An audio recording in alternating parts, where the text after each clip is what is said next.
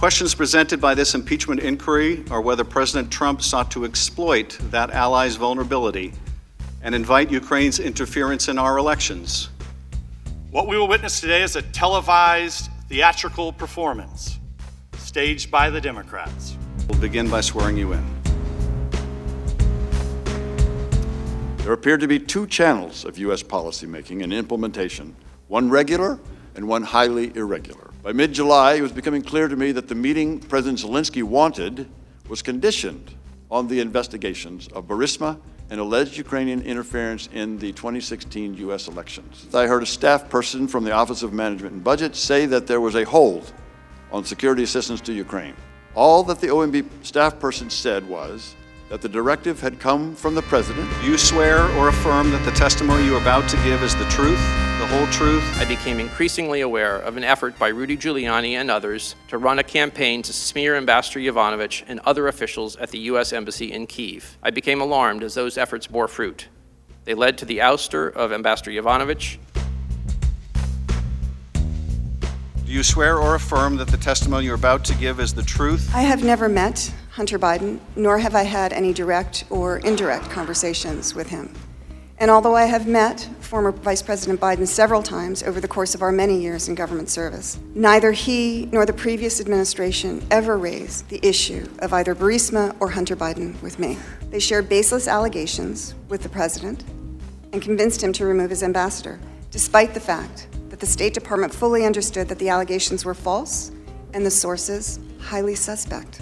I want to reiterate first that the allegation that I disseminated a do not prosecute list was a fabrication. And raise your right hand. I will begin by swearing you in.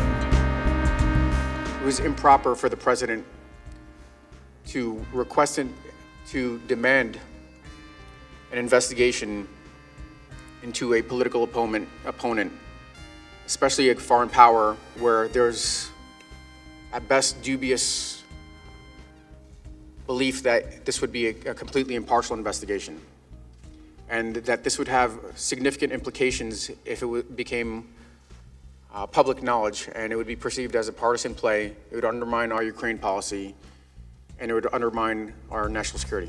Do you swear or affirm that the testimony you are about to give is the truth, the whole truth, and nothing but the truth, so help you God? As I testified before, I believe what I found unusual or different about this call was the President's reference to specific investigations, and that struck me as different than other calls I had listened to. I thought that the references to specific individuals and investigations, such as former Vice President Biden and his son, struck me as political in nature, given that the former Vice President is a political opponent of the President. And raise your right hand.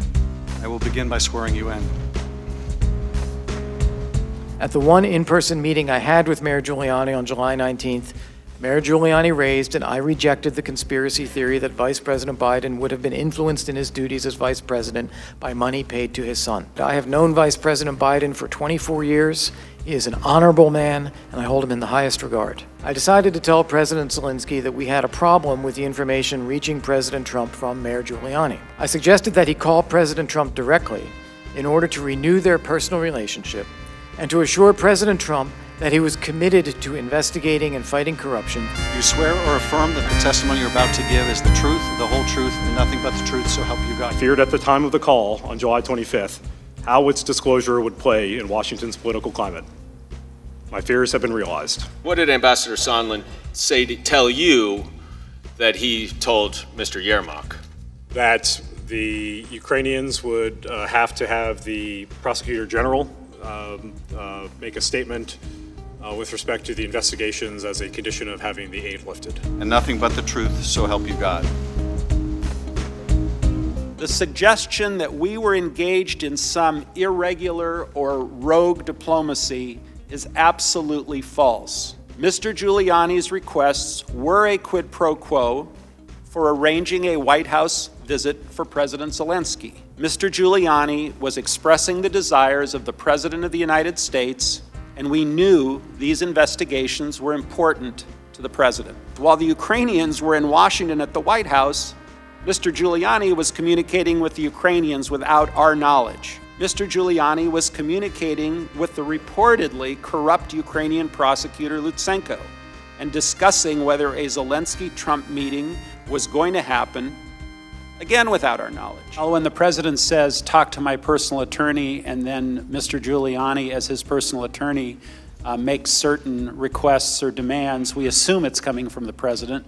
I'm not testifying that I heard the president tell Mr. Giuliani to tell us, so. You swear or affirm that the testimony you're about to give is the truth, the whole truth, and nothing but the truth, so help you God? In a series of interagency meetings, I heard that the president had directed the Office of Management and Budget to hold the funds because of his concerns about corruption in Ukraine. I have never discussed this or any other matter with the president and never heard directly from him about this matter. I will begin by swearing you in. Right now, Russia's security services and their proxies have geared up to repeat their interference in the 2020 election. We are running out of time to stop them. In the course of this investigation, I would ask that you please not promote politically driven falsehoods that so clearly advance Russian interests. I refuse to be part of an effort to legitimize an alternate narrative that the Ukrainian government is a US adversary and that Ukraine, not Russia, attacked us in 2016. The records show that the witnesses answered in the affirmative. Thank you, and you may be seated. During the meeting, President Zelensky stated that during the July 25th call, President Trump had, quote, 3 times raised some very sensitive issues, and that he would have to follow up, Zelensky, would have to follow up on those issues when he and President Trump met in person. I asked Ambassador Sondland if it was true that the president did not give an expletive about Ukraine. Ambassador Sondland agreed that the president did not give an expletive about Ukraine. I asked why not. And Ambassador Sondland stated that the president only cares about big stuff. I noted there was big stuff going on in Ukraine, like a war with Russia. And Ambassador Sondland replied that he meant big stuff that benefits the president, like the Biden investigation that Mr. Giuliani was pushing. As detailed in the memo provided to committee members, there will be 45 minutes of questions. The day after Bob Mueller testified that Donald Trump invited Russian interference, the day after that, Donald Trump is back on the phone asking another nation to involve itself in another U.S. election.